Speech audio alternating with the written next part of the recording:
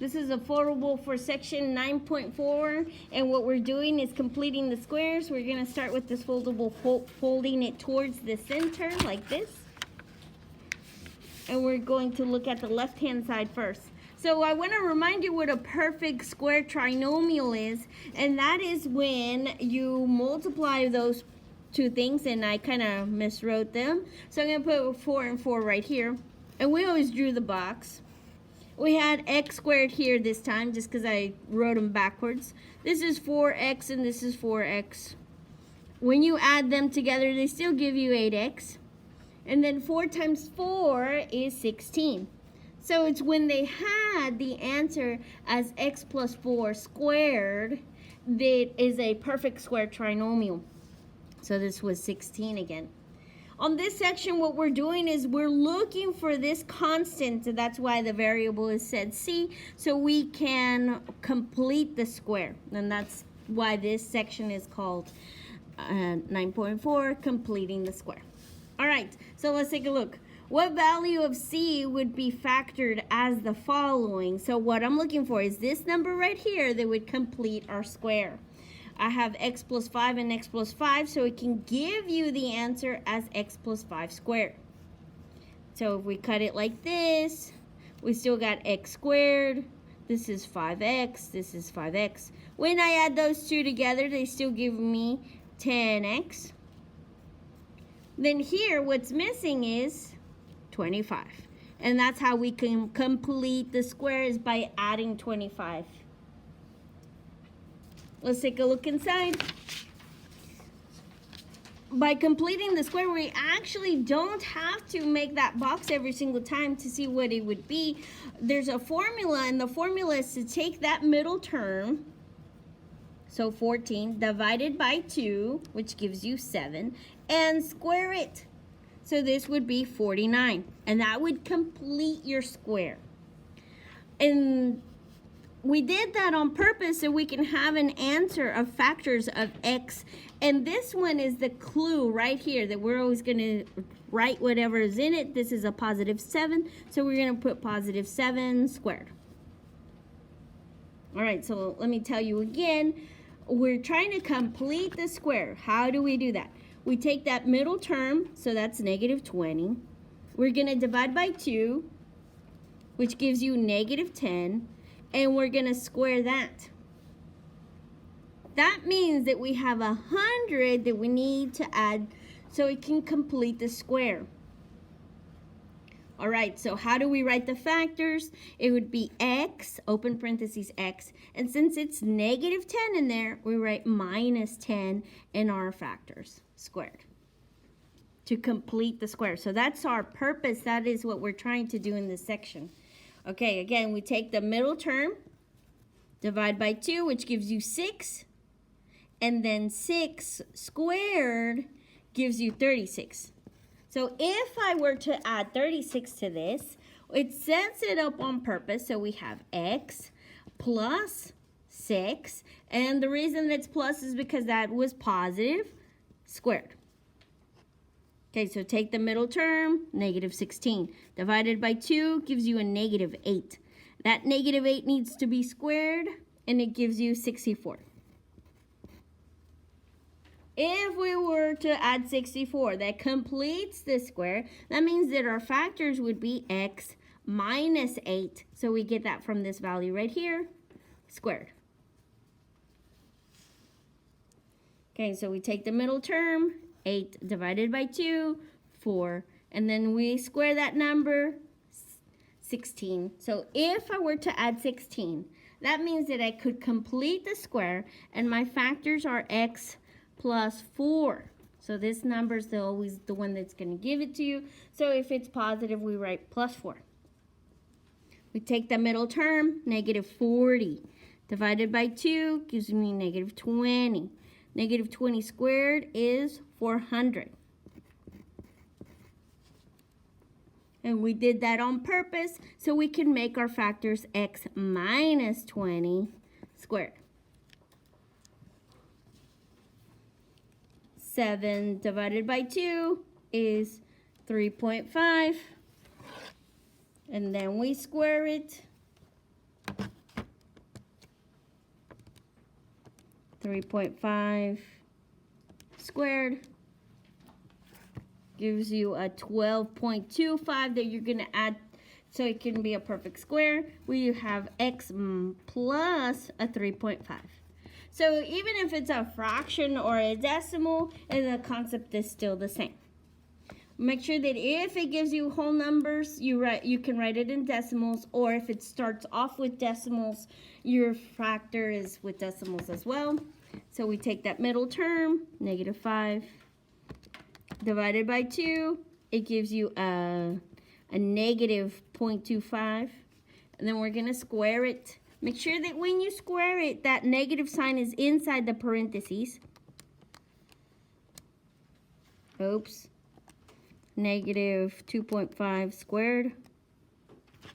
And it has to be inside parentheses, otherwise it's going to...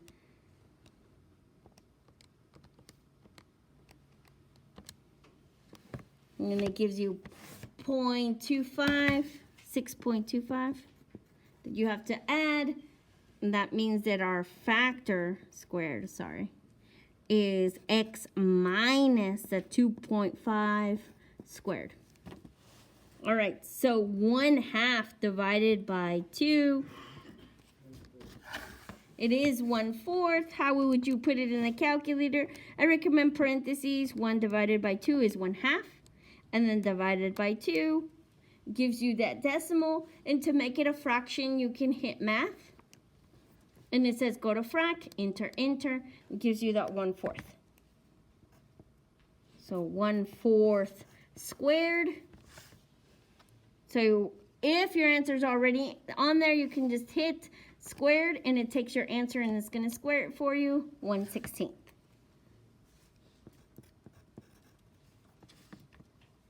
But we did that so we can get the factor of x plus 1/4 squared. So let's try it again. We're going to take 1/3 and divide that by 2. So I'm going to show you how I put it in the calculator. 1 divided by 3 divided by 2 gives you this. If you need it in fraction, you just hit math, enter, enter, 1/6. Then 1/6 has to be squared. So I just hit squared and it takes your answer and squares it, 1/36. We did that work so we could have x plus, since it's positive, 1/6 squared. All right, so why are we doing that though? What happens is that we have equations that do not factor. This does not factor.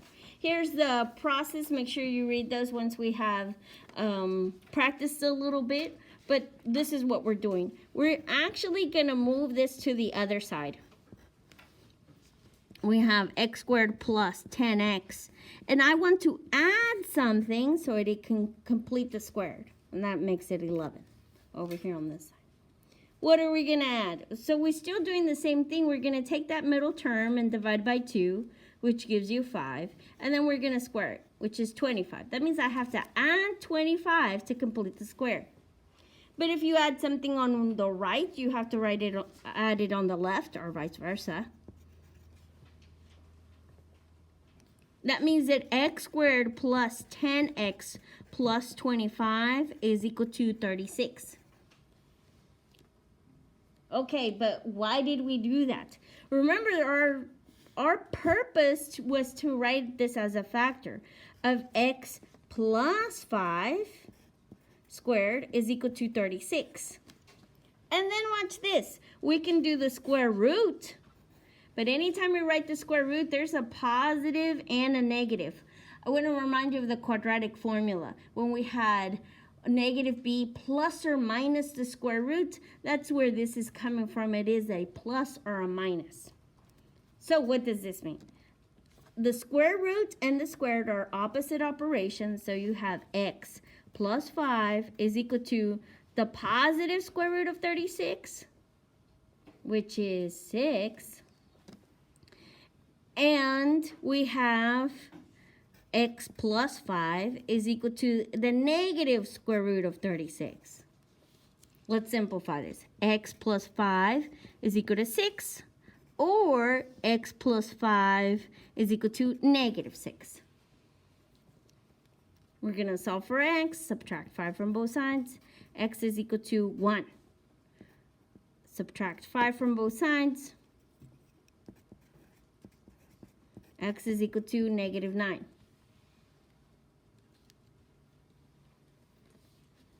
Negative 11. Thank you.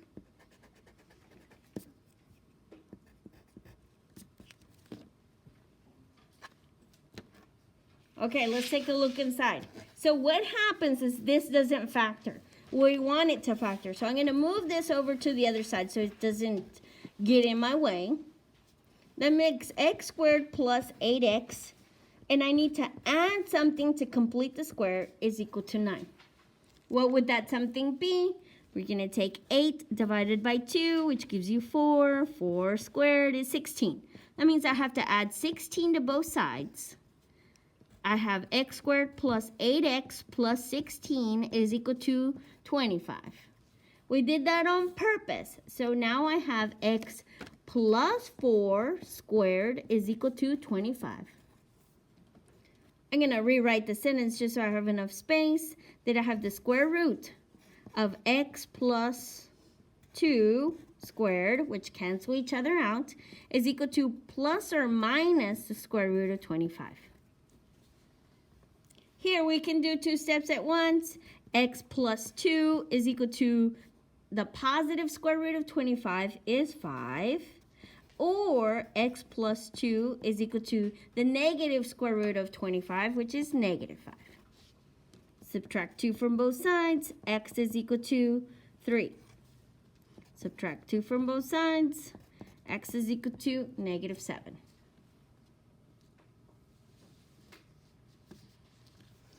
Okay, so this doesn't factor. On your test, I'm going to make sure to write out that you're going to complete the square. I'm going to tell you that this is the method that I want you to use. We're going to subtract 12 from both sides so I can get it out of the way. And I'm wanting to add something so I can complete the square. 19 minus 12 is 7. So what do I add? I'm going to take that negative 6, divide by 2, which gives you negative 3. Negative 3 squared is 9. So I'm going to add 9 to both sides. X squared minus 6x plus 9 is equal to 16. And that means that I can rewrite this now because I completed the square as x minus 3. Squared is equal to 16. We're going to do the square root of both sides. That means this is plus or minus.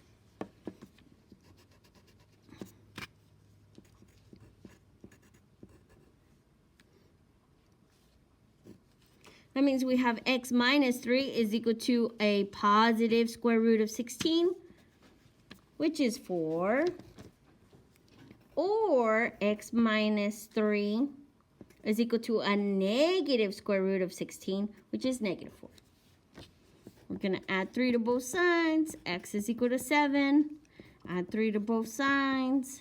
X is equal to negative 1.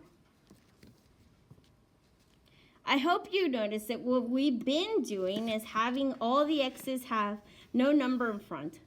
They have an a as 1. So what happens if a is not 1? We're going to fix it by dividing by that a. So divide by 2. So for example, this one we would have to divide by 4. This gives you x squared plus 6x plus 2 is equal to 5. Don't forget that we have to divide by everything. This one would give you x squared minus 4x minus 3 is equal to 0 because 0 minus 4 is 0. We're going to move this out of the way so I can have x squared plus 6x, and I got to complete the square.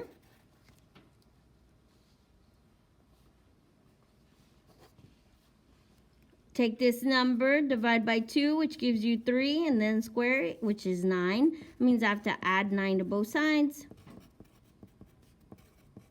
Oops, that was a plus sign. plus 9 is equal to 12. And we did it on purpose so we can complete the square. This would give you x plus 3 squared is equal to 12.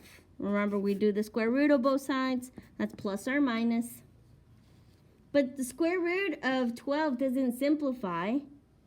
So we have x plus 3 is equal to the square root of 12. Or x plus 3 is equal to negative the square root of 12. We're going to add 3. Subtract 3. X is equal to. So how do we write this? These are not considered like terms. We can't put it in the calculator, negative square root of 12 minus 3, and it'll give you a decimal. But to give the exact value, we just rewrite it as negative 3 because it was minus, and plus the square root of 12 because it was negative. So I want to remind you that this is what the quadratic formula's numerator looked like. Then I told you to hit enter and then divide it by the denominator. But this is the final answer. So we're going to subtract 3. X is equal to, so negative 3. And since this one says minus or negative square root of 12, we say minus the square root of 12.